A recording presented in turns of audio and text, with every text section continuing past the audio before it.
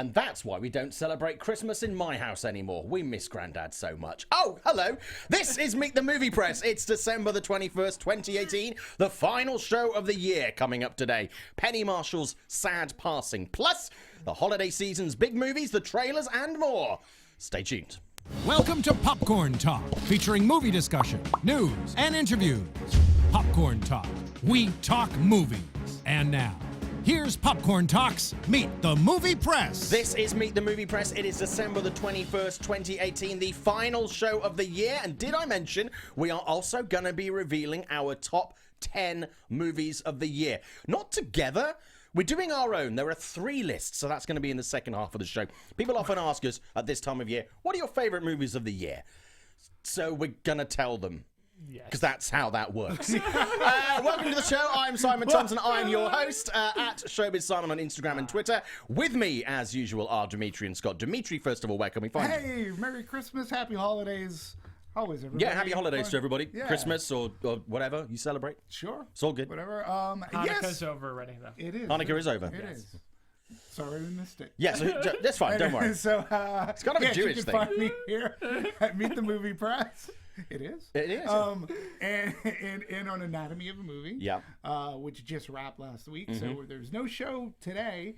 And hopefully next year we'll see what happens. Let's see what happens in 2019. I use that a lot.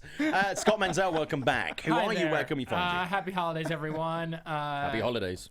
WeLiveEntertainment.com is where you can find all the written reviews and interviews, and we'll save the rest of the spiel for later. Want to get into this conversation today? Yes, a lot to get through. A quiet movie news week this week. Kind of expected this time of year, but we have a lot of other special things to talk about. We don't usually go deep in some of the movies, but obviously we have the holiday season, which is upon us, and a lot of people are going to be watching a lot of the movies that are coming out, and holy shit, there's a lot of movies coming out. Yeah. First of all, let's start about some very sad news that broke early this week. Unfortunately, the passing of Penny Marshall. Some people, it's funny, there are certain directors where people instantly, you know their names, and you're like, oh my God, what a legacy of movies. A lot of people, when I was working in the newsroom at Reuters this week when this broke, sadly, and a lot of people were like, Penny Marshall, how do I know that name, Penny Marshall? And then people who aren't cinephiles looked at her thinking, oh my God, big. Oh my God, A League of Their Own. Oh my God, The Preacher's Wife. Oh my God, Laverne and Shirley. Oh my God. And people were like, oh my God, Penny Marshall's dead. And people were like, oh, that is a lot sadder than I thought it was.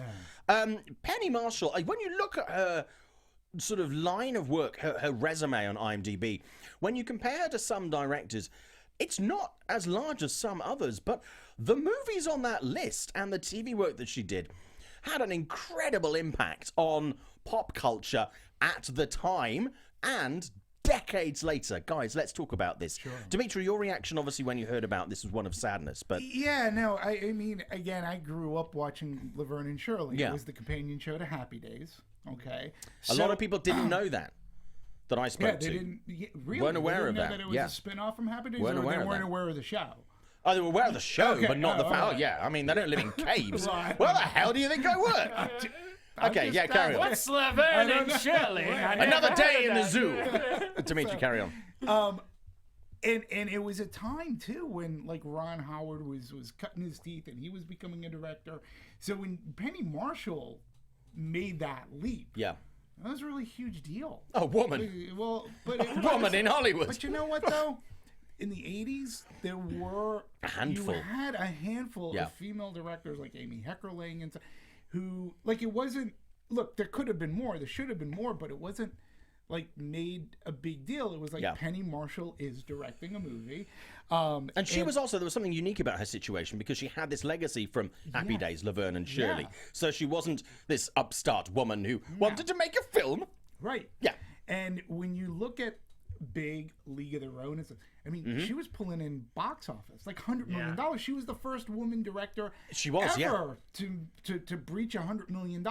And let me tell you, back in the 80s, $100 million was a milestone because not every movie would do it, and that meant you had legs and you stayed and you were popular and people liked your movie. And Big was that movie. It was such an endearing movie. And then she goes on and you make A League of Their Own, which if you have the latest Blu-ray on that, there's a fantastic making of.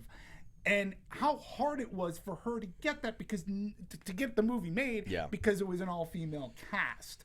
And what it took in that movie was gangbusters. And she just had a great way of pulling, of conveying heart and sentiment, and then great comedy within. So, you know, A League of Their Own, I just recently watched it this past year. Still an amazing movie. It works. So good. Works. And when you have people like Tom Hanks and you realize his career, and when he's working with the right directors, what, you know, she was able to accomplish. It's one of his greatest performances. Absolutely. Hands down, and still to this day. Knows there's no crying in baseball. There's no crying in baseball. You know, and then you had Rosie O'Donnell, Madonna, Gina Davis, who has now taken up this mantle for encouraging, promoting women in the industry. Yeah. And promoting and protecting. Right. And so because of A League of Their Own. And what her legacy that she's left behind, she's left a legacy of charm and laughter and heart, and it's just amazing. Well, just this summer I had my goddaughter and her parents were over from South Wales, where they live, where I grew up, and my goddaughter had never seen Big. She was aware of it. Obviously, her parents had seen it. You know, were of an age, but she'd never seen it. So we went to see it at Cinespia in LA, and to have that experience. I mean, Cinespia in itself, which is an outdoor movie event in the summer at the Hollywood Forever Graveyard. If you're ever in LA, you really should do it. To have it there was an experience, but to have everybody experiencing the movie together in that environment, young and old, was incredible. She now, Big is one of her favorite movies, and I spoke to her this week, and she was genuinely devastated that, you know, that Penny Marshall had died, the director of this amazing movie she had only discovered months ago, and is now deep dive into her catalogue of work, which is amazing. And that's what I love about cinema, full stop, and I love about movies like Big and the work of people like Penny Marshall, is the fact that decades after this movie, there's a 13-year-old girl from South Wales who never realised that this film kind of really existed.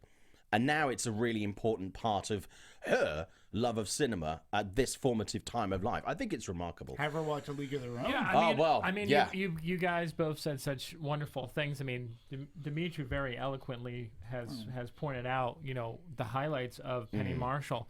And I just have to say, as someone who grew up and who loved movies since I was like 4 or 5 years old, and I watched Happy Days and Laverne and Shirley with my mom, you know, there is just this sense of nostalgia about, you know, Penny Marshall for me. And, you know, she just had a way of working with actors and a way of directing stuff that went on to become almost cult classic and then just very iconic in cinema as well as television. Yeah, and the relationship too with Gary Marshall, who's created Happy Days and Laverne and Shirley. But again, it wasn't a nepotism relationship. No, absolutely not. You know, it was not a case of, oh, well, you're a Marshall, here's your meal ticket. She never rested on those laurels. You know, she earned her success, and she continues to earn and justify her success. Yeah. And when you know, you talk about Laverne and Shirley, right? Laverne DeFazio, she was great, and like just their cameo on Happy Days, the producers and everybody said, well, we could make this work, and it did work. I mean, they were on for a good handful of seasons as Laverne and Shirley. And, you know, he had I think it was Shirley Feeney, Cindy Williams, who again came from American Graffiti, which he was in with Ron Howard. Yep. But, you know, Penny Marshall, not like the embodiment necessarily of beauty, but her character had charm. You love the both of those characters together. And she brought with her dad's sensibility of heart, too. Because when you look at his movies and what he's produced as TV, too, she has that within her. And so, again, just a wonderful legacy. And Big started a wave of age swap and body swap comedies. Some are better than others. Like Father, Like Son. And even to this day, I mean, even just a couple of years ago, you know, the one that Zac Efron did, 17 again? You know, it continues. No, people keep discovering her work, and I really hope that continues. Penny Marshall, a sudden and tragic loss which, you know, I'm just very grateful for the work that she created. It really is an amazing resume. People in the chat already asking, Jack Dennis, favorite movie of the year? All right. Calm your jets. We'll get to that. Big. I can't guarantee all of our favorite movies of the year will be the same. But, you know, and I don't think any of us have picked Venom. We'll get to that, Jack. You don't know. You don't know. This is from Zayas Bilou. Hi, guys. Straight Edge Vegan Bell. Love the show. Can't wait for Aquaman on Anatomy of a Movie. You might have to wait a little bit for that. Jack Dennis, Big was one of my favorite movies growing up. Surprised it hadn't been remade. Surprised but very glad. Yes, me too. I guess that's 13 going on 30. Another example of this age swap comedy. Xeno Hour Liga Their Own is one of my favorite movies ever. R.I.P. and thank you, Penny. And Zayas Bilou saying R.I.P. Penny. Love her sports memorabilia tour with Meta World Peace, Ron Artest.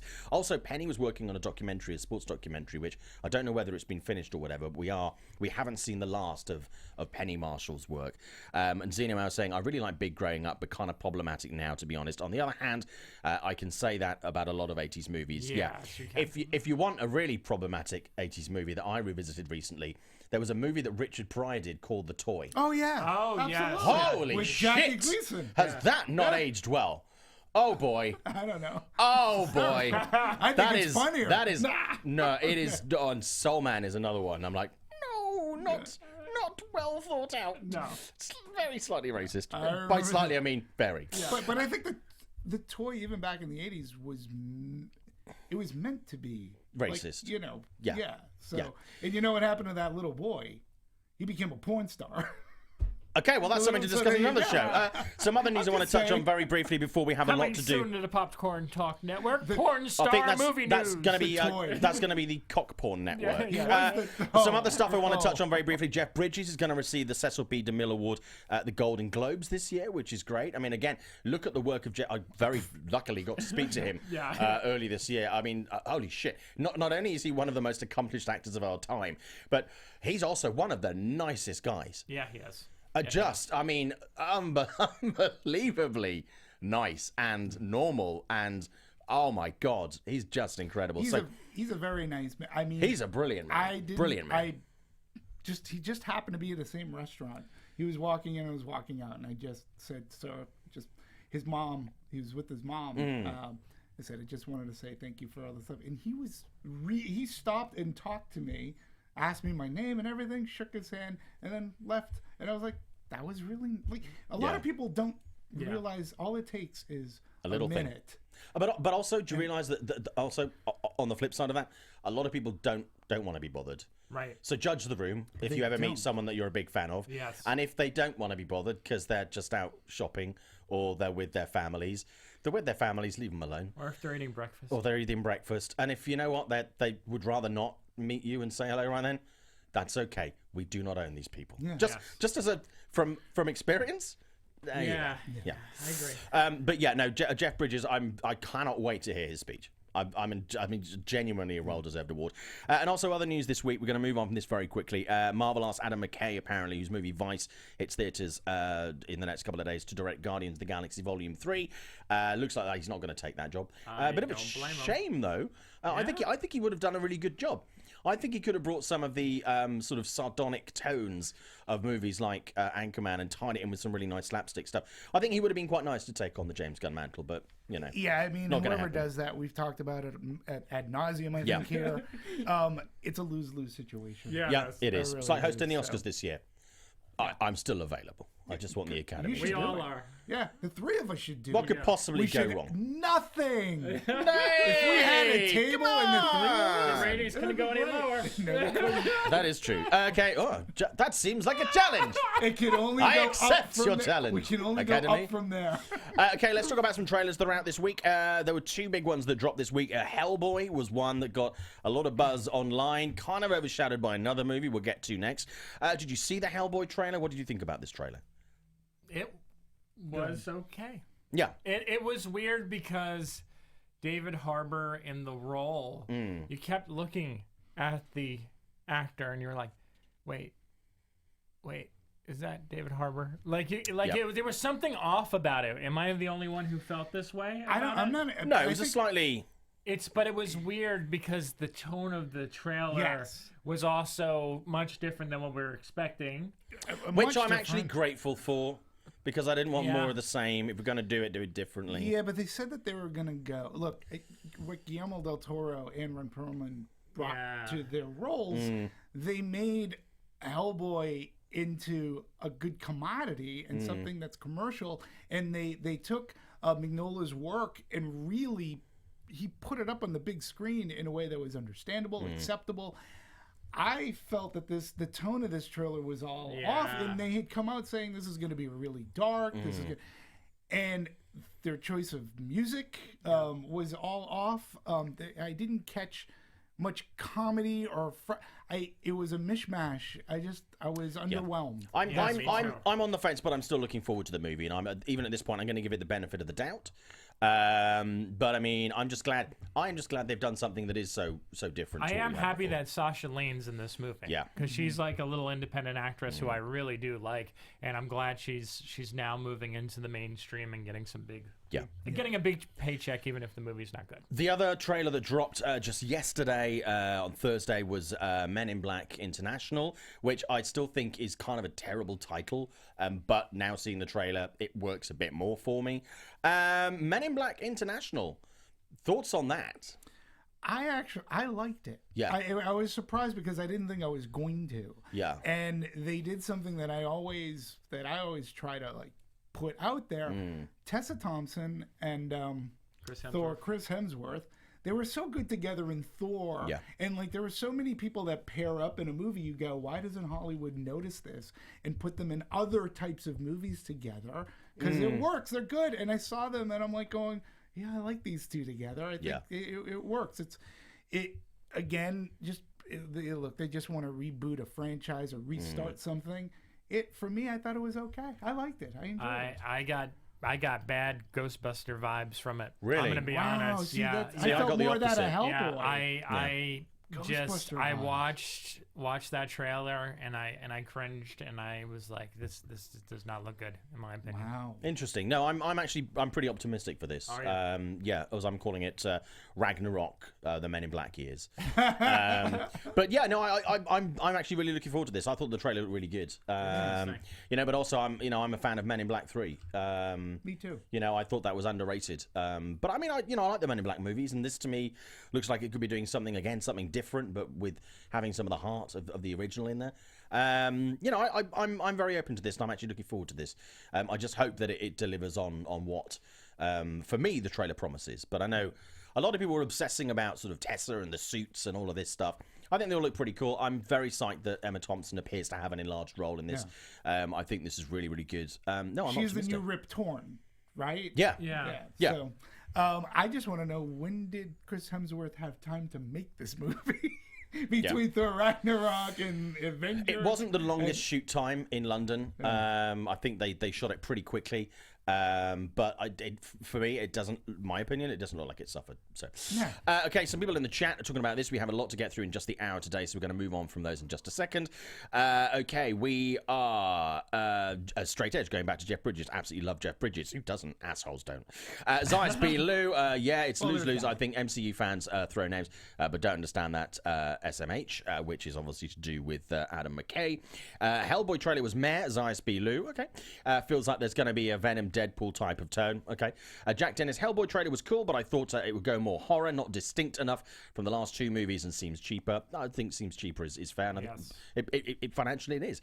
Xeno Hour, I really, really wish they leaned heavily into the horror aspect. Jack Dennis, MIB International is a blatant marketing title. The trailer is bland, but it's saved by the chemistry of those two leads. Fair comment. Xeno Hour, I like the MIB International trailer. Yep, I agree. Zayas Bilu, same Simon. I'm optimistic about MIB too. I'm optimistic about that. And Bob B says mention Black. I'd watch that. A Jewish Men in Black. Yes. I like that. I would watch that. Oi. There's not enough Jewish movies. Okay, now let's talk about Where's my movies. Hanukkah movie every year? We Yeah, don't get it. have you seen the Hebrew Hammer? Oh my God, it's I great. love the Hebrew Me Hammer. too. Seriously, everybody I tell to watch It's that great. movie. Absolutely love that movie. Okay, if you haven't seen Hebrew Hammer, you need to track that movie down. It's on DVD. You probably pay a lot for it on eBay, but it's worth watching. Okay, we are moving towards the holidays. So the holiday season, we want to get these in 10 minutes because we're still going to spend the last half of the show on our top 10 movies of the So movies. Let's talk about Aquaman. Okay. Sure. Okay. Talking about Jewish movies, I refer to him as Arthur Aquaman. Of the Long Island Aquamans. What do you mean, Arthur? I'm from the Long Beach Aquamans. What do you mean? Yeah. All superheroes are Jewish. There's Batman, Joel Batman. Yeah.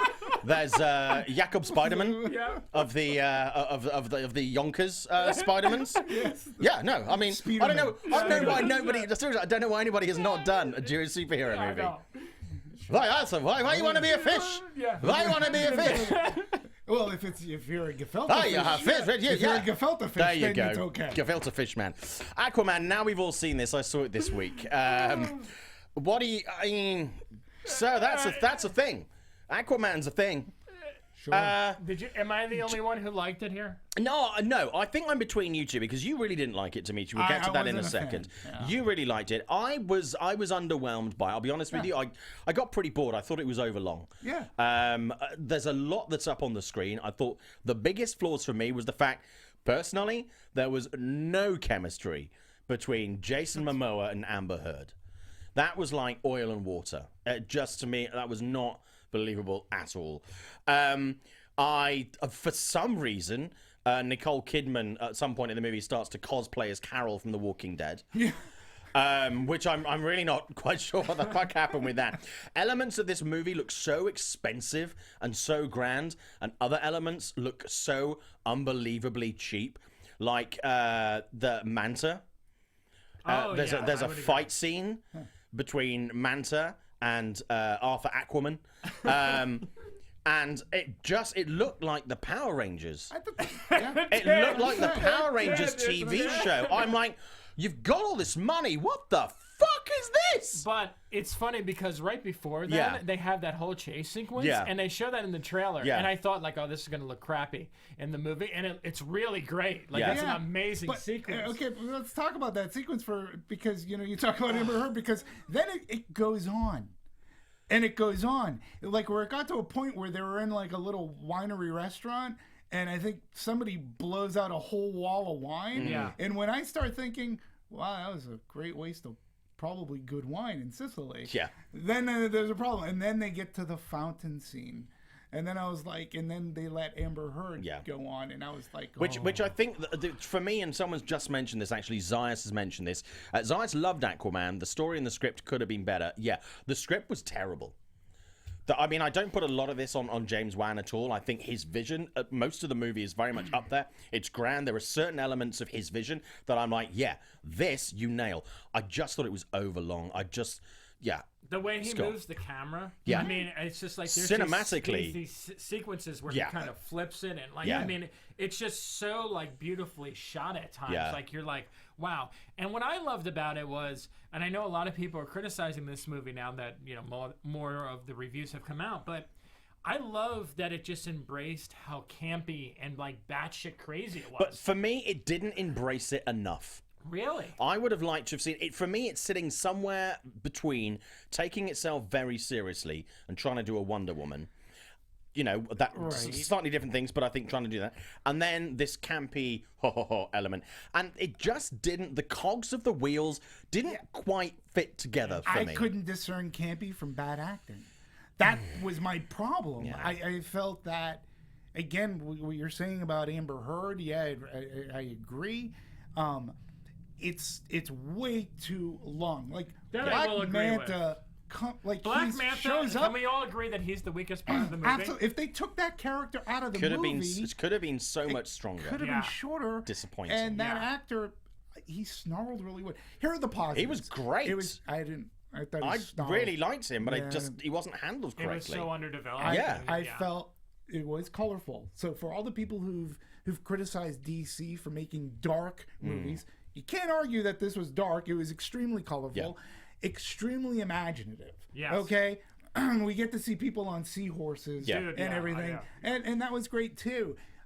again, it was like a first-person shooter quest game where you have to obtain an object in order to win this war. Yeah. And this was quest, extremely long fight. Yeah. Don't have it. Quest. Extremely long fight. They could have cut down the Sahara Desert. Your watermelon. There were chunks of the movie that just didn't really need to. It was very to be in there.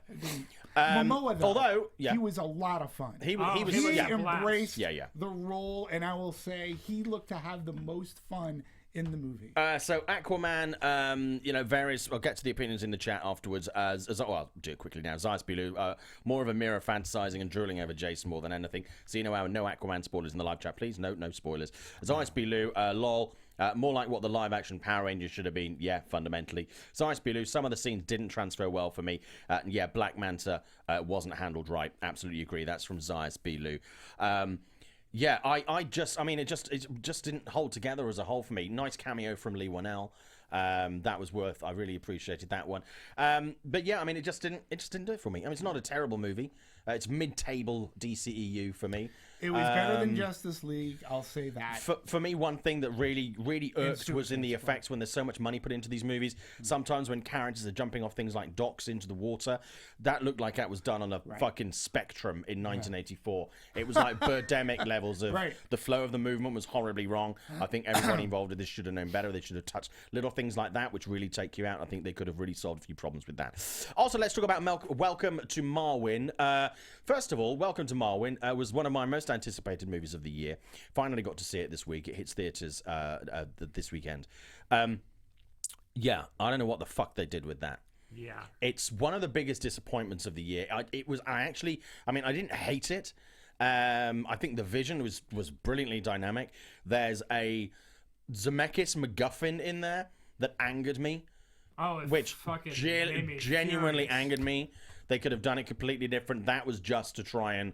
I think it's a horrible attempt at a crowd pleaser that's going to backfire. I found it to be quite creepy and misogynistic at times, really quite pervy. The way his interaction is with some of the dolls. And overall, I just think the tone was off. And for some reason, I think this is being pitched ever so slightly as a family movie. This is not a family movie.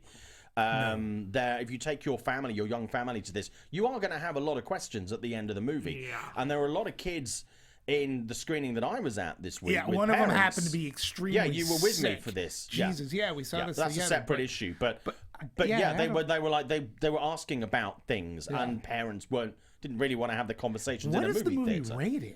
It's PG-13. Yeah. A massive disappointment. I think considering what's there, and bearing in mind the talent that is there, horribly wasted. I'm not entirely sure why a lot of the people involved in this signed up for this in the first place. Unless the movie that we're seeing is not the movie that they were sold, I don't know. But this is I can't decide whether this is going to be something that, and I tweeted about this week, is going to be instantly forgotten and put in a box, or something that has become a cult classic in the future. It just didn't sit right with me at all. Guys. Go ahead. Okay. I want to jump off what Simon said. This movie for me was my number one most anticipated film of the year. And as a fan of Zemeckis, Steve Carell, and of course the story of Mark Hogenkamp from the wonderful documentary called Marwen Call, which if you haven't seen, I highly, highly, highly recommend seeing. It's incredible. Yeah. And this movie is so strange because it opens up in such a way where I was like hooked. I was like, this is going to be brilliant. And then it goes into everything you address, Simon. Yeah. There's characters, the female characters in this movie play. There's this hint that they play such a major role in his life. Yeah. Yet none of them are developed whatsoever. Yeah. There's these advertisements where they show all these different women, and the actual women are in the movie for maybe 2 to 3 minutes max. There's 1 or 2 characters that get maybe 10 to 15 minutes of screen time. Yeah. But the rest, and it borders on creepy. There's certain scenes where he comes off as a pervert, and it makes him seem so pathetic. And it's funny because I know what you're going to say about this is that, you know, the effects of war and trauma and things of that nature. There's this scene that's very important to why this whole entire story is being told. Yeah. And the movie completely glances over it. Like, it's just, it's glossed over. I know what you're talking about. It's like, oh my God, this is something happened to me. Something happened to me. And then when they show it, it's like in this slow motion, like not effective at all. I think it does the original and the real life subject of this story a massive disservice. It really does. A massive disservice. And Steve Carell, what's weird about it is that Steve Carell seems to be pouring his heart and soul into this. Yeah. And everyone around him is just like reading their lines and like, okay, where's my paycheck? Yeah. See, I didn't necessarily have, albeit when the trailer came out, I know the three of us talked about it a lot. Yeah. And it was one of the movies that I was really looking forward to this season. Again, it didn't hit where I had hoped it would, but I didn't hate it as much as you gentlemen did. I appreciated the performances. There was that creepiness to it. I sort of kind of made a parallel to like Ed Wood. In a sense, I thought that there was some heart to it. It's an animated movie too. I mean, this movie is an animated movie where at least half, if not maybe a little bit more, is within that world. And I love the world that he created. Like what I had said is, welcome to Marwin. It's a great place to visit, but I wouldn't want to live there. Yeah. And I liked how this was this gentleman's way of like, this was his escape in the PTSD that would go through. I thought performances were okay. I didn't walk away hating the movie. I didn't hate it either. That's the funniest thing. It's just that for something with all these people involved and this wonderful animation that was used, you know, we're seeing reviews coming out about this movie calling it the worst movie of the year. It's not. But I would say that it's the most underwhelming movie of the year, where like you can see all the potential that could have been, and it didn't work. For me, it was the my criticism too was the end of the movie, like, because the movie builds up to an event like this is what we're building up to, and I will talk after. I don't want to spoil anything, but I was like, what happened? Yeah. So. Okay, a lot of other movies we need to get to very quickly. We're running out of time. Vice is out on Christmas Day. A lot of Golden Globe nominations, 6, I think, Golden Globe nominations. We've all seen this movie. I think some great performances in this. It's not my favourite McKay work at all. I think it's a lesser product than The Big Short a couple of years ago. But I think Bale is great. I think Amy Adams is great. I think Sam Rockwell is great. And I like Steve Carell in this. As a movie, it was good. I didn't love it. Scott? I think the movie, it's a performance-driven film. And the reason to see this movie is not so much the filmmaking aspect of it. It's more about the performances. So if you like these actors and you're swing a little liberal, I think you'll really enjoy this movie. See, and my thought was, I think it's as equal to The Big Short, with the exception that The Big Short, you know, the bad guys lose. This movie will make you angry because of things done. Performances were and I mean, if it doesn't, you should probably look at yourself. Let's talk about Mary Poppins Returns. We've already given our views on this the last couple of weeks. You saw it last night, Demetri. Yeah, I'm the dissenting person here. I was going in and I did have a low bar. Too. Well, don't be sorry. There's nothing to be sorry about. I mean, I really, you know, I took everything that nothing wrong with the low bar. It just it's there so I can get a beer because I'm shorter than everybody else. Well, I loved Mary Poppins Returns. I thought it hit the right note of nostalgia. You know, everybody was saying, "Oh, it's a knockoff of the original," and you and I, Simon, were talking at breakfast just before you arrived. I sort of kind of liken it to like Force Awakens, where everybody was saying, "Oh, Force Awakens is just retreading Star Wars." Well, I don't think Force Awakens ever was, and I don't think this one does. There are parallels, and yes, as you mentioned, like instead of chimney sweeps, we get gaslighters. You know, there instead of the suffragettes, we get, you know, the labor thing. I get that, but I felt that all the sexy stuff. I felt that I thought the music numbers were excellent and magical. There was one number that didn't really work for me at all. I thought the performances were really great. I loved Emily Blunt, and I was tapping my toes. I had a really good time. Well, I'm very happy that you enjoyed it. Me too. I know this is going to be a successful movie, but I disagree. Left me cold and utterly unmoved. Yeah. And for someone who will cry at the drop of a hat, that fucking says something. Yes. Okay, very quickly, Bumblebee. I haven't seen this. You guys have seen this. Quick thoughts on Bumblebee. Let's keep it quick. We're cutting into top 10 time. I love that they made a male-driven... Female. No. I was We could do with more male-driven movies. No, it's funny. A male-driven toy franchise and turn it into a gender-balanced toy franchise where, like, I feel females are going to really gravitate towards this movie. Yeah, I agree. And if you saw my Twitter, to me, again, going back to this. What is your Twitter for people that don't know, Demetri? At DMovies1701. Okay. And I talked about Bumblebee. It reminded me of a Disney live-action movie circa 70s. Yeah. Where there was a lot of heart, it was wacky slapstick in it, and there was adventure. And that's what it reminded me of. And let's face it. I mean, Bumblebee is Herbie the Love Bug's younger brother. And I mean, it had all of those elements of And I just real quick, Haley Steinfeld, it continues fantastic. Over and over again, she's just amazing in these movies. She just has this screen presence that just sells a movie, and she's great. Wouldn't have worked as Without without her. No. Period. Very quickly, people are talking in response to Welcome to Marwin. Zeno Hour saying, still interested in Welcome to Marwin.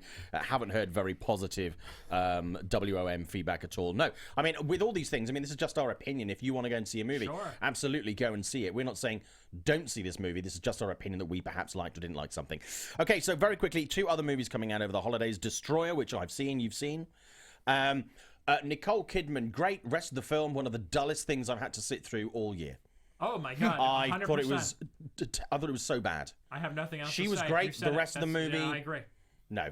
Just dark, depressing for no reason. Yeah, I just did not like that movie wait. at all. Holmes and Watson is out on Christmas Day. Reactions are embargoed until Christmas Eve, but you can each ask me 2 questions about this movie, and I will respond because that is not a review. This is a conversation. Scott, go first. How is the chemistry between Will Ferrell and John C. Reilly? As good as it ever is. Okay. Was it funny? It was funny. I laughed. There you go. What was the... we get 2 questions. Was it dumb funny or clever funny? It's a mix of both. Okay. Like Step Brothers?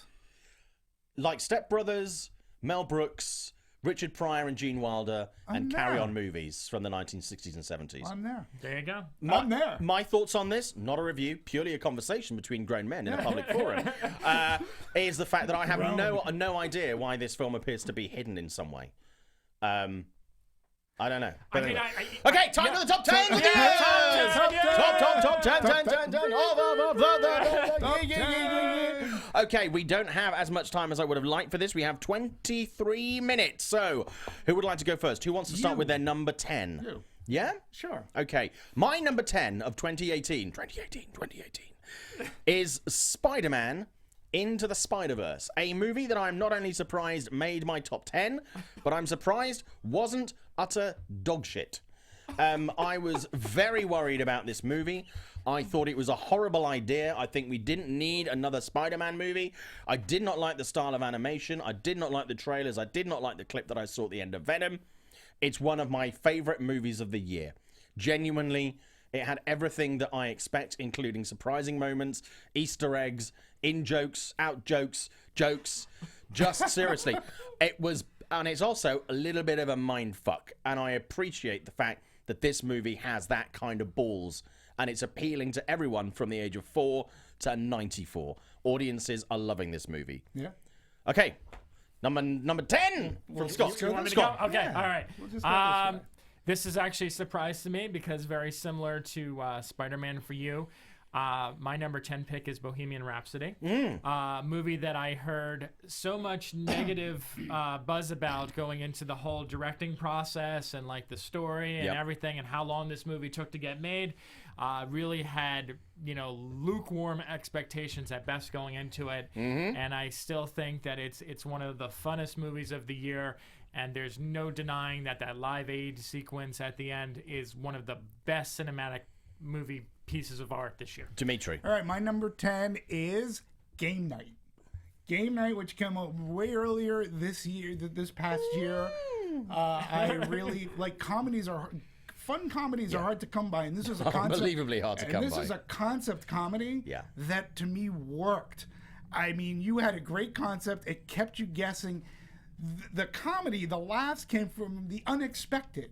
There was a whole gag about glass tables that, wow, that's a real, like, somebody gets thrown on a glass table. When in action movies, they always break, and it doesn't break, and the guy goes, that's a really strong glass table. And then later on, when something similar happens, glass tables are acting really strange tonight. Like, it had stuff like that in it, and Jason Bateman and Rachel McAdams. I thought they were really good together. It wove this great international like story, and it was all about game night. Really enjoyed this movie. It made me laugh. I've seen it like 3 times, and I laugh every time I watch it. So Number 10, Spider-Man Into the Spider-Verse, Game Night, and Bohemian Rhapsody. Number 9. Instant Family. There were a couple of comedies on my list this year of favourite movies, which I think for the first time there's been like 3. Game Night was one of them. Also Blockers, which I thought was brilliant. And Instant Family, which... I need to phrase this correctly. It's a comedy that touched me in ways that I was not expecting. It was so brilliantly scripted. Some of the characters that were involved in this story were just brilliantly drawn. The script was so sharp. The performances were great from people that I usually find mediocre at best. The young cast was superb, especially the older daughter. This was a movie that came out of nowhere for me. I saw it very early. I was not expecting anything, and it moved me a hell of a lot this year.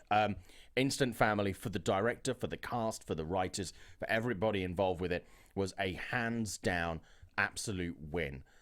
I'm still upset that not enough people have been to see this movie. If you can find it in your movie theaters this Christmas, take the family and go and see this movie together. It is one of the best movies of the year. I agree. Okay, Scott, next. Number 9. Anna and the Apocalypse.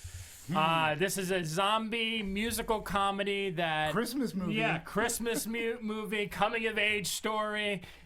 Just a delightful film that every musical number works. It moves the story forward, unlike Mary Poppins, where it stops it dead in its tracks. Sorry, Demetri. You don't know. And I love this cast, mainly a group of unknowns, but they all really own the film. It's not a flashy musical, but one that just takes an idea, runs with it, and leave it up to an independent filmmaker for making one of the best musicals of the year.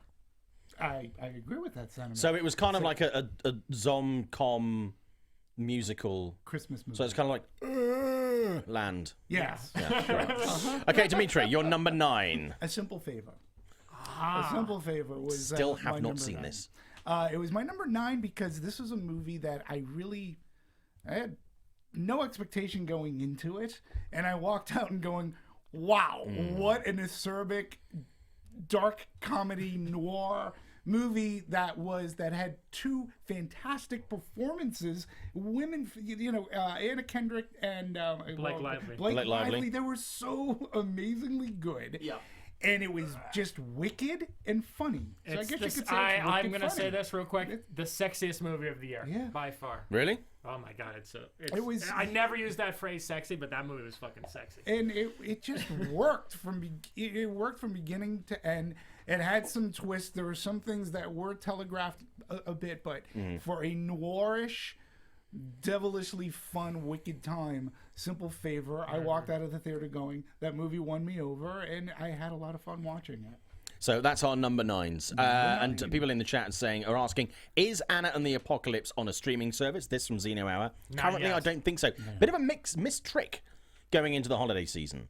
I think they should have done a limited theatrical and then put it on streaming. But I agree. It's opening into more and more theaters. Okay. I don't, because if they did that, then its limited theatrical would be done. Zayas B. Lou saying, yeah, the older girl in Instant Family, Isabella Mona. That is correct. That is her name. Has been cast as Dora the Explorer. Live action coming next year. For someone so young, seriously, and again, I don't want this to sound inappropriate, you cannot not watch her. Right. She, as an actor, she's just It's just like a tractor beam. Even in like a light, frivolous comedy like Instant Family, she just absolutely keeps your attention. She's someone that's going to be really huge.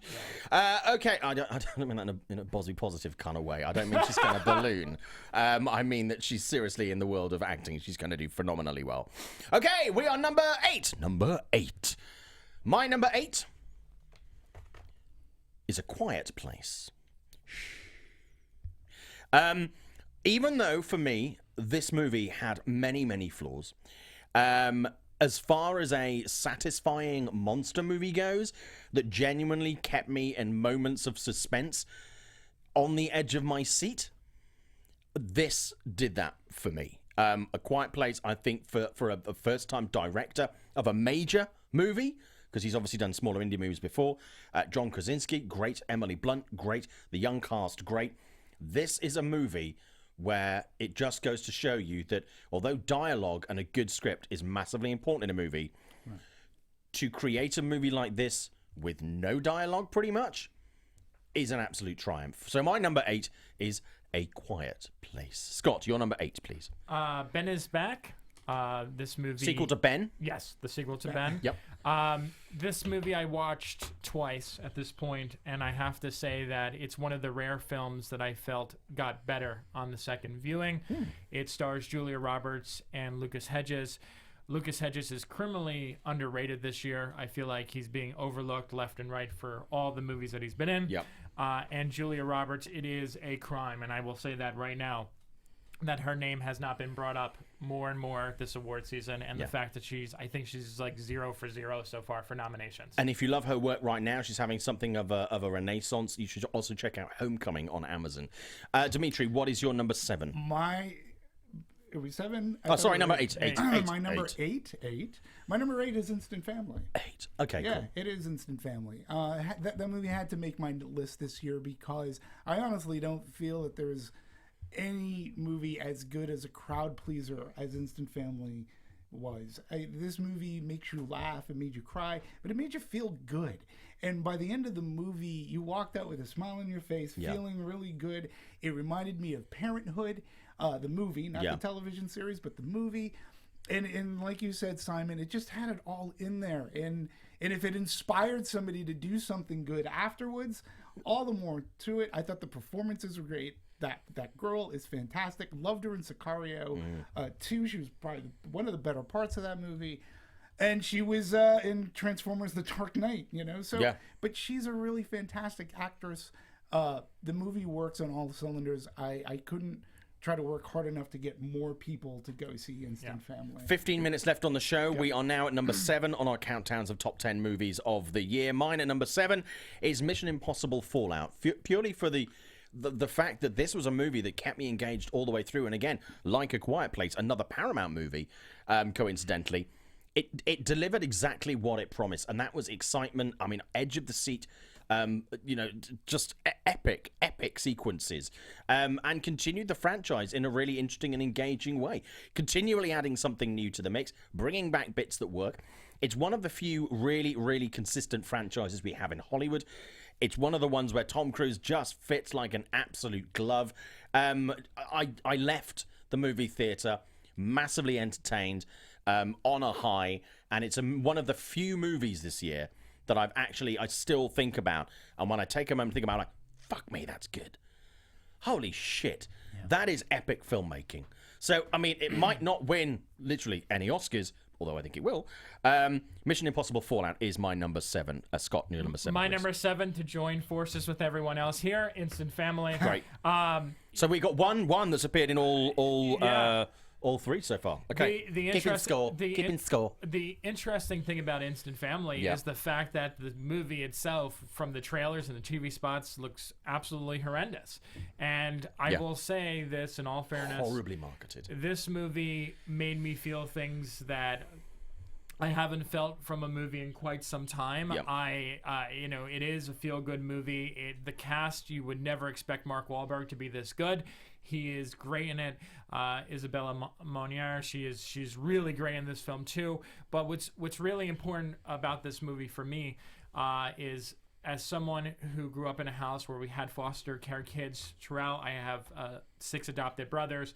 Seeing this story told so beautifully and so honestly and so realistically really was something special to be had. And I know every single one of us here at this table has been promoting the hell out of this movie, and it deserves all that promotion because it's phenomenal. And it earns every laugh and it earns every tear. Yeah. And it works for them. None of them are easy ones. And it's a movie that I reviewed for IGN, and I think I gave it an 8 out of 10, so do check out that review. Number six is Destination Wedding for me. You forgot sorry. Shit, go ahead. Number 7. No, we can No. Dude, we don't have enough time as it is. Come on. So my number 7 is going to be Searching. Searching is my number 7. Okay. This is another movie that came out of nowhere for me. And again, it's a gimmick movie. Not unlike like the Blair Witch Project. It's a gimmick movie, but the gimmick works. Again, it sets up a noir mystery that's all seen through via computer screen and or smartphone or tablet.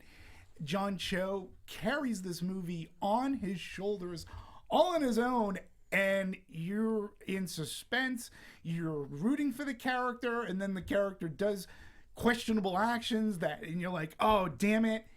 And right up until the end, it keeps you guessing, and it was just a really well done mystery, which we don't have a lot of mysteries going on. And, now we've had not A Quiet Place, we had Simple Favor, but Searching is a true mystery. Talking of mysteries, what are going to be number 6? Destination Wedding. Okay, so we have 10 minutes left on the show, so we are halfway through the countdown. Number 6, Destination Wedding, a movie that nobody saw.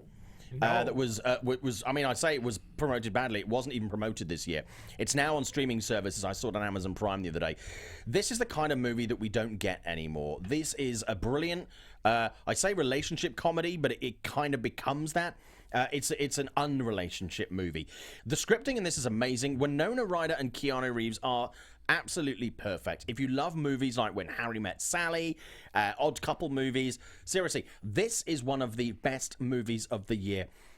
Not only just from their performances, but it's really simply shot, but wildly effective. And the script is, seriously, just be careful you don't cut yourself when you're watching this movie, because it is so fucking sharp. It's stunning. And it did no business, and nobody saw it, and that is a crime. That is my number 6, Destination Wedding. Scott? My number 6 is The Quiet Place. Just to go off Simon real quick, it proves that less is more. Yeah. You have pretty much 4 people carrying this entire movie. It's very suspenseful, and it's intense. They know exactly what to do with this movie. Both John Krasinski as well as the 2 writers, they just created something, take a simple premise, and they run with it, and it works. It's never overly long. It keeps you on the edge of your seat from beginning to the end. Demetri? My number 6 was Halloween. I was wondering where this was going to pop up on your list. Yeah, it was tough because there were so many good movies this year. But when you talk about most highly anticipated movies, Halloween was my highly anticipated movie this year. I was very the promotion on it, I thought, with the marketing was great. Saw the movie. It's not a horror movie without flaws, but I felt everything else was so good that they diminished the flaws in the movie. It delivered suspense. It was a throwback to the original. David Gordon Green is the director. I thought he did a fantastic job in keeping the pace, but keeping the suspense. Yeah. And Michael Myers is back. Jamie Lee Curtis was fantastic, as well as the girl who played her granddaughter in this movie. As a Halloween fan, the movie delivered in buckets of blood. In the chat, lots of people giving their top 10s. I must comment, though, on Ricky DeVilla saying Instant Family is the best surprise. Hit so hard and was so hard not to put in my top 10. Should have been in there, Ricky. Should have been in there. Let's move on to number 5. Number 5. Black Klansman. I just love, seriously, this movie. It's the best thing Spike Lee has done in the longest time. I think the last time Spike Lee did a movie this good, I had hair. That was a fucking long time ago. But year? Yeah, I mean, it was seriously, I mean, I thought all the performances in this were great. I thought the direction was great. I think it came at a really important time. This to me was one of the most flawless films that I saw. I really found hard to try and find much wrong with this movie at all. The supporting cast was one of the best of the year, regardless of how large their role was. Everybody brought their A game. It was it's one of my favorite Spike Lee movies of all time. It's one of my favorite movies of the year, and I'm really pleased to see it getting recognition at this awards season. Number 5, Black Klansman. Scott, you won't believe this. Number 5 for me, Black Klansman. Get the fuck out of here! Yeah. What? Seriously. Yeah, I mean, I agree, everything that Simon said, best movie Spike Lee has done. It could be one of his top 3 of his entire career. As someone, and I know this is a controversial opinion, as someone who's not really a big fan of Adam Driver, Adam Driver kills it in this movie. He is amazing in this film, and John David Washington is also fantastic. Who in this movie became John David Washington and not Denzel Washington's son. Right. Thank you. Yes. Just a great film, and like you said, very important and very timely, but it doesn't feel forced. It doesn't feel forced. It doesn't feel chintzy. Number 5, Demetri. Mine was Mission Impossible Fallout. Okay. Truly, probably the best action movie of the year for me. And again, McQuarrie and Cruise, that's a combo that should just continue to keep going because they always ramp it up. And you had said you used the word epic. This movie is epic in its scope. The stunts are just amazing. I just recently rewatched it, had it on Blu-ray, and even at home, I was like, "Holy shit!" It's just really a well done. It's probably one of the best, if not the best, within this franchise. I hope they make at least one more. But it truly is the best action film this year. Talking of that, I did an interview with Chris McQuarrie for Forbes a little while ago. So if you want to, we talk about the fact that, he's done 2 of these movies. Would he do a third? That's featured in that. So check that out. If you Google Simon Thompson Forbes Mission Impossible, go to Forbes and put my name in, you'll find the piece there. Number 4 is Bohemian Rhapsody. A movie which, again, has its flaws. But for me, Rami Malek, holy crap. Just an insanely good performance, and again, very much like you said, Scott, for pretty much exactly the same reasons. It really moved me. I grew up in the 80s. I was never a Queen fan. I got into Queen when a friend of mine who was a massive Queen fan died, and I always dismissed them as like an old man's rock group. And I love the music of Queen. I grew up with watching Freddie Mercury, when the AIDS epidemic happened in the 80s and how he was treated. This is very much a movie of my time, and so perhaps I relate to it in a way that sort of other people would do, or younger audiences would did. But having watched it with Kit at that press screening, and Kit's daughter, who I think is 19, for a 19-year-old to go, that's one of my favorite movies of the year, possibly one of my favorites of all time. Maybe I'm wrong. Maybe it does have a wider appeal. This was just for me. I ended the movie in tears. I thought it was great. I thought it was funny. I thought it was touching. I thought it was dynamic. I thought it was bombastic. I think it captured what Queen and Freddie Mercury were all about. And like you, putting any controversy around the directing and stuff like that and how long the movie got to take aside, for me, it was seriously a triumph. Demetri. Scott. Number 4 for me is Searching. Okay. I saw this movie at Sundance. It blew me away. John Cho's performance, incredible. I love that even though a movie is based all around technology, and we've seen a couple of movies like this, like Open Windows or Unfriended, this one is so much better executed. It's so brilliant. It's so immersive. And it's so smart. It's really smart. Like, you can think about this, one of my friends was like, well, why didn't they just use the Find My iPhone? I'm like, well, maybe you should pay attention to the movie, because within the first 10 minutes of the movie, there's a reason why you can't use that feature. Right. Yeah. So what are we at now? We are at number 4. That for me is Black Klansman. Okay.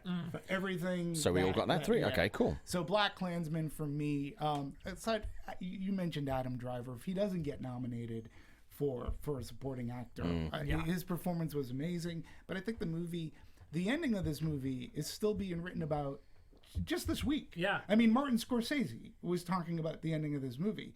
The movie, although based on a true story of the past, it's topical today. And I think that it's very wry. There are some bits of humor in it. And to your point, Simon, as well, I too agree that it's probably Spike Lee's best film in a long time. And I mean, I think it's impactful, but yet it's still entertaining, doesn't beat you over the head. Like, here, take your medicine, and I think the movie works tremendously. Number three is, for me, Green Book, a movie that I only saw very recently. It's getting some award season love. It's a movie that genuinely moved me. I thought the script was brilliant. I thought the performances were superb. I mean, Viggo Mortensen is superb. I haven't seen him be this good in a long time. Mahershala Ali is just fucking brilliant, to be quite honest with you.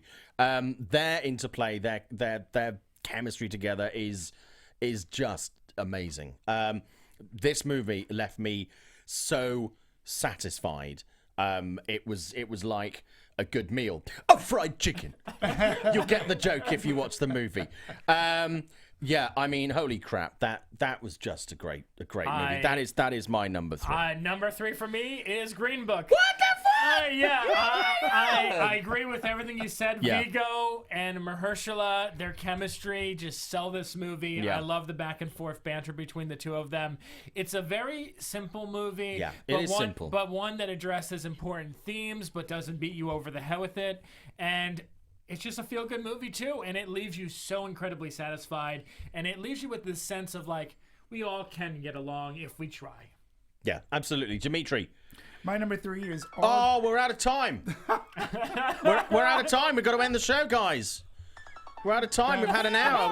We gotta go. We gotta. I'm sorry. I'm sorry if you wanted to hear what our top sort of 3 movies of the year were, but no, we're gonna carry on. Okay, sorry. We can't finish this up there. Number 3, Demetri. For me, it was RBG. Yeah. Great. RBG. Yes. This is a documentary that I had heard about, and admittedly, going in, I did not know too much about Ruth Bader Ginsburg. What I loved about this movie was, as a documentary, it was inspiring, but it also shows us that it also brings us back to a time when there was true partisanship within our world. Like, really. Yeah. I mean, her trials and tribulations of not even just becoming a lawyer, but getting onto the Supreme Court justice. And there were scenes where she had to be confirmed by Orrin Hatch in his speech about getting her in. You're like, whoa, it was so powerful. And then that her closest friend was this Anthony Scalia. Yeah. That they actually politically could not be more different. They couldn't be more different, but they were a Gracie and Burns on the road. They were so great together, and they truly were great friends. That was inspiring to me. What she's accomplished is truly inspiring. I thought it was a really well done documentary. And she's still going. So I mean, however you feel about her politically, I mean, I get out of bed in the morning and I'm like, ugh. She's like, she broke some fucking ribs the other week. Yeah. I mean, she was up working in a couple of hours. I'm like, I stubbed my toe. I'm like, I got to take a day off. Yeah. So, holy shit. Yeah, great, really choice there. And whichever side of the political aisle on, I genuinely think you should watch this movie, because I think it's not just for, liberals. I think it's for conservatives as well. And I think this bipartisanship, I think, is really, really important in this day and age. Demetri, really good choice there. Okay, number two. My number 2, cast your mind back to January. Paddington 2. This is a movie I have revisited a number of times this year. It just gives me joy. It's a Wes Anderson movie. It's a British character movie. It's a classic literary character. I mean, the performances are great. The script is fantastic. It looks beautiful. It makes you feel good. It's a flawless movie to me. Paddington 2. I fucking love it. Full disclosure, I know Paul. He's a friend. Irrespective of that, Paddington 2. If you haven't seen it and you dismiss it as a kids movie, check it out. Paddington 2 is amazing. Okay, number 2, Scott. Won't You Be My Neighbor? Yeah, I'd love to. Yeah. Anyway, what's your number 2? That's. Yeah, right, sure. I mean, it'll be a little bit awkward, but yeah, sure. Yeah. Why would it be awkward? I don't know. Well, I don't always wear pants in the house. Maybe the house will have big windows. Scott, Won't You Be My Neighbor is another film that I saw at Sundance. It's the documentary about Fred Rogers, and just a feel-good crowd pleaser, but one that I think has the most important message of this year, and that is to be kind to one another. You may not agree with one another, but you should listen to each other and try to make it work. Sure. Demetri, your number 2, please. My number 2 is... Disagree! Okay, go ahead. Don't like it anymore. Be nice. Okay, number 2. It was Green Book. Okay. Yeah. Again, this movie... It does something that we've seen other movies attempt or other movies have done before, but the sentiment and the heart and the performances in this movie, I mean, they're a true life odd couple. Fried chicken, the KFC, eating Kentucky Fried Chicken in Kentucky, and what do I do? Well, what do I do with the bones? I mean, it's a simple movie that has deep messaging within scenes, and it was very subtle. Very subtle. And you can look at it, you can watch it many different ways, and you take from it what you will, but most of all, you'll get a great friendship out of it. Real quick, I'm sorry, just on the Green Book thing, there's a scene in this movie that I think nobody has been talking about. There's a scene where they get a flat tire. Yeah. And they stand out in a field, and they look at people in a field, and I think that is one of the most brilliant scenes of the year. Yeah, it's so powerful, and there's no dialogue in that scene. I think for me, one of the biggest things is one of the 3 movies we've agreed on, a Green Book, is the fact that let's not forget that things like this continue to this day. Maybe not to this extent, but they do certainly continue. And this is something that is a true story that did not happen that long ago. No, right. This did not happen that long ago. And that's fucking terrifying. Yeah. Okay, so people are talking in the chat. We've got to sort of, respect time. But we need to finish this up. A couple of people are saying, yes, straight edge Bell, vegan Bell. Yes, I was waiting for someone to say Green Book. We all said it, which was great. We got there eventually. Scott Boswell, A Star Is Born is going to be top 2. Maybe it won't be in there at all. Zayas Bilu, damn! Forgot about Paddington 2. We all know the first rule of Paddington 2 is don't forget about Paddington 2. We forgot about Dre. Yeah. And look what happened. My number 1 movie of the year. Number 1 movie of the year. Oh, we've run out of time. Gotta go. It's A Star Is Born. Again, I've talked a lot about films that move me this year, and we're living in a world currently, again, whichever side of the political aisle you're on, where there is a lot of turbulence, and films now, if anything, are about, I think, relating to people, touching on difficult issues, and I think reconnecting with feelings in the world rather than purely beliefs. And for me, A Star Is Born. Really, it deeply moved me. It felt like I was part of it. It stopped being a movie. It felt like a world that I was part of. The music, we talked about Mary Poppins and musical songs. These are so heartfelt musical elements of this movie. It's so realistic. It touches so many nerves. It deals with some genuinely really serious issues. It is the most human movie I saw this year for a studio movie, certainly. I was destroyed by the end of this movie. I was in floods of tears. It's a beautiful love story. It's a tale of loving too much. It's a tale of decadence. It's a tale of, a road to ruin and a road to success, and the prices that we pay for various things, positive and negative. Exemplary performances from Lady Gaga, from Bradley Cooper, from Andrew Dice Clay, something I never thought I would say, from the amazing and just almost embarrassingly humble Sam Elliott. A Star Is Born was nothing short, for me, this year, of a piece of masterpiece cinema. Of the films that I saw, I know a lot of people are talking about Roma. Of the films that I saw, for me, my top movie of the year is A Star Is Born, and I believe it deserves every bit of attention that it's getting. Scott? My number 1 movie of the year is The Hate U Give. This is a movie that I've been championing since it came out in September at the Toronto International Film Festival. There's been a lot of movies, we've talked about some of them today, that deal with race issues, which is a very hot button issue this year, especially for cinema. And for me, what made this movie so brilliantly done was the fact that it was told from a young female perspective, someone who lived in both a black neighborhood as well as and went to a white school, showed the both sides of the equation as someone who, again, grew up living in a mixed race household and having to see how people react to me having black brothers and how they're treated differently. This movie spoke volumes. In fact, of dealing with race, you know, there's been very few films that have told a story of race from a female perspective, not to mention a young female girl perspective, and the way that it's handled is so brilliantly done.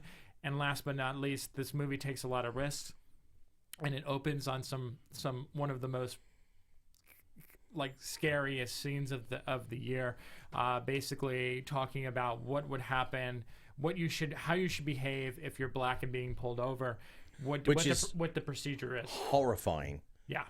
Absolutely horrifying. It stopped me dead. Yeah. It opens with that. Yeah. And it's fascinating because it sets the tone. Yeah. And I mean, there's a scene in the end, I don't want to spoil it because I know a lot of people haven't seen this movie and you need to go see it. There's a scene at the end where they take a very bold move by putting a little kid in the center of all this stuff that's going on. And I think, again, talk about bringing something that's been in the news before.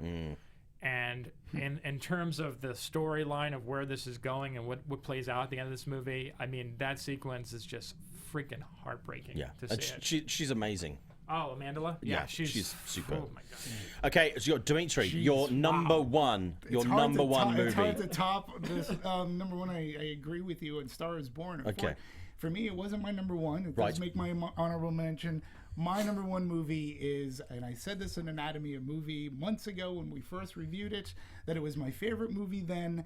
I said it was going to take a lot to knock it off, and it's still, I've recently rewatched it twice. But you've seen Venom since then. I have seen Venom since then. So, I mean, it's anyone's game at this point. That's venomous. Okay, what's your number one? It's Ready Player One. Interesting. Interesting. For me. Way to mix it up, Demetri. Yeah. Way to mix it up. Yeah. Ready Player One did it for me. It was the movie that I would hope Steven Spielberg didn't forget how to make. And it was a fantastic, fun read. And in the adaptation to this is the differences I bought. And again, it was just Spielberg going back to what he did in the 80s. This is a cornucopia of pop culture. Yeah. And I just loved the world that he created from the book. And it had the sentiment. It had the heart. It had the movie magic romance between the two avatars when they find out who they are in real life, and the message of we're so tied to our technology, that we forget what reality really is. I love that message to it, but I just loved Spielberg's going back into these freeform, like action pop culture references galore. I really loved Ready Player One. It made me, I was grinning from ear to ear while watching, and when I left the theater, I couldn't wait to watch it again. I have it on Blu-ray. I've seen it in 3D, and I've seen it on 2D, and it's my favorite movie. I'm not saying it's the best, but it is my favorite movie of the year. Great choices. We've all agreed in the top 10 movies this year. Instant Family, Black Klansman, and Green Book are the three that we've agreed on, and I'm really pleased we all had different number ones, and they couldn't be more different. So thank you guys for doing that. Like I say, these are our top 10 movies of the year. They're the ones that we've seen. We're not those people who like to say, oh, but I thought this was a marvelous movie because everybody else likes it. These are the movies we've seen. These are the movies that we enjoyed, and we hope that you enjoyed them. And if you haven't seen them yet, then do take time this holidays to catch up on them. A lot of them are now out on home entertainment. A couple of honorable mentions for me. I'll give three. Skyscraper. Yeah, I mean, it's dumb as a bag of dicks. But I fucking loved it. I love that. Upgrade. I mean, Lee Winnell. Holy shit. Yeah, I love that. And also, I mean, Incredibles 2 was great. Christopher Robin Book Club. There are many movies I love this year, but that was the top 10, guys. Honorable mentions for you very quickly. Yeah, I hated Book Club too. You hated that movie? Yeah. Oh, you're heartless. Yeah. Since he brought this up earlier, it will be in my top 18. I do a top 18. Paddington 2 for sure. Sorry to bother you. It's okay. But what about your movies? Really, Boots Riley, just really ambitious. Yeah. Tully, one of the most criminally underrated movies of the year, and Charlize Theron should be in every single Best Actress category right now, and she isn't. Another one like Julia Roberts. 8th Grade. Back to Him, A Simple Favor, highly recommend, and of course a little Netflix movie that they don't care about because they're too busy pushing Roma, Private Life. Interesting.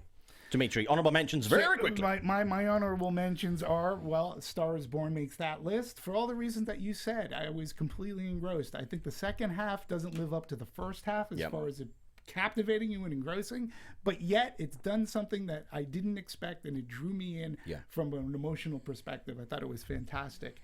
I got to throw in Mary Poppins Returns. I really enjoyed that movie. Hey, listen, Aquaman was badass. So come on, you have Aquaman. I've got Mary Poppins. Fair enough. And he has, what did he say? Book club. He has book club. Hey, you know what? I will agree.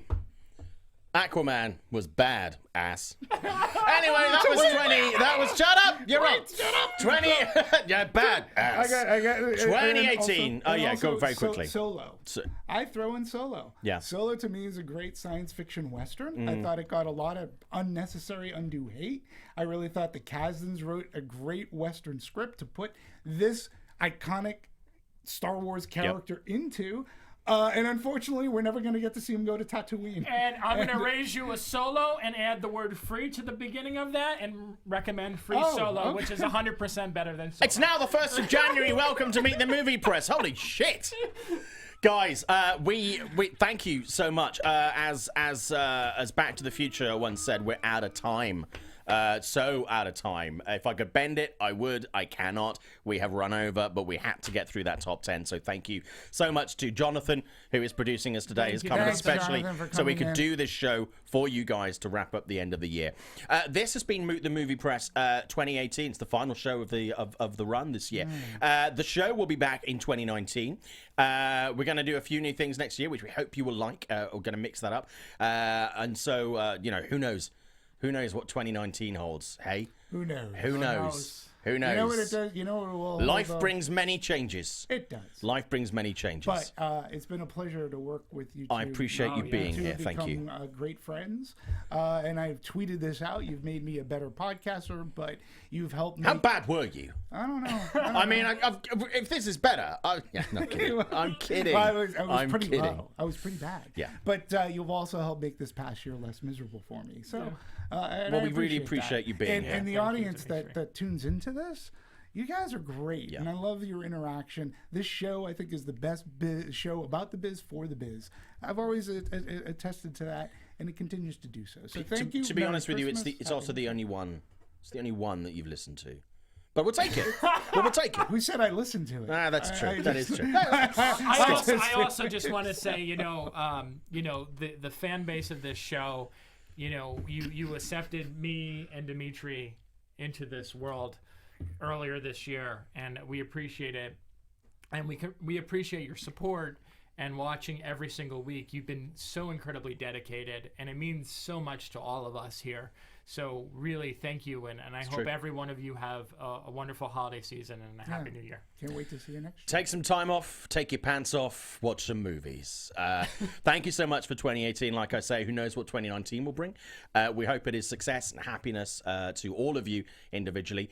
And like the guys say, we really appreciate you guys giving us your time every week, an hour, sometimes more, sometimes less. We do really appreciate it, because without you and without you evangelizing about this show, there is no point in us doing it. No. Because there's no point doing a show if nobody's watching or nobody's listening. So thank you so much for taking the time. Keep that up. Step it up. Make sure more people watch in 2019.